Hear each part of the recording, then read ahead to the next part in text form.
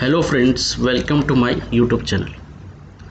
आज मैं आपको बताने जा रहा हूं कि जो जीएसटी में एक और नोटिफिकेशन आई है कि आप एक एसएमएस के ज़रिए आप एक अपनी रिटर्न फाइल कर सकते हो जीएसटी की।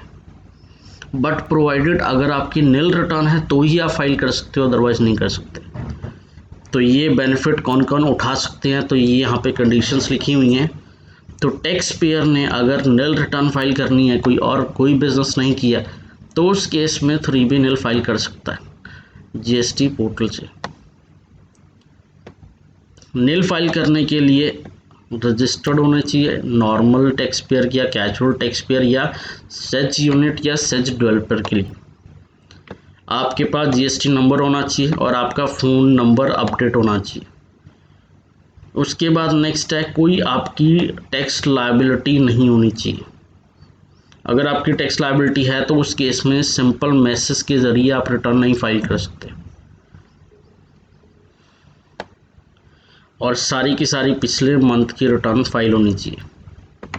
तो उस केस में आप कर सकते हो, आप सिंपल मैसेज सेंड करके आप रिटर्न फाइल कर सकते हो। Nil Form 3B can be filed any time on or after 1st of the subsequent month for which the return is filed. For example, अगर मैं फरवरी की रिटर्न चाहता हूँ भरना, तो फरवरी की रिटर्न नेक्स्ट मंथ जाएगी मार्च में, तो मार्च की पहली तारीख से भी मैं नील फाइल कर सकता हूँ।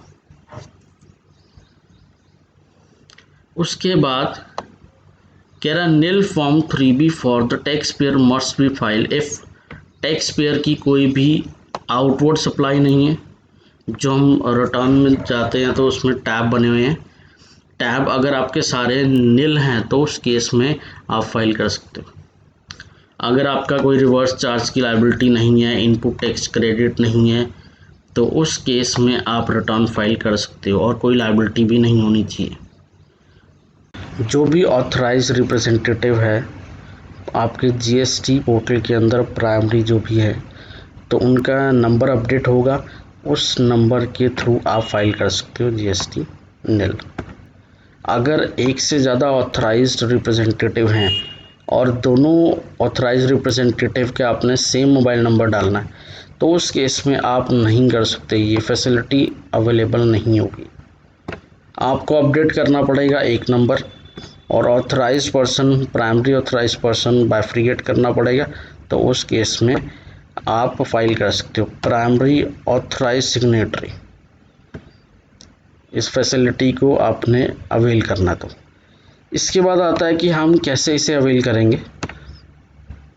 एक सिंपल सा तरीका है, आपने ये कोड है, नील फाइल करोगे, नील लिखोगे, स्पेस दोगे, 3B लिखोगे, स्पेस दोगे, अपना जीएसटी नंबर लिखोगे, किस पीरियड का है वो लिखोगे, और ये आप सेंड कर दोगे इस नंबर पे।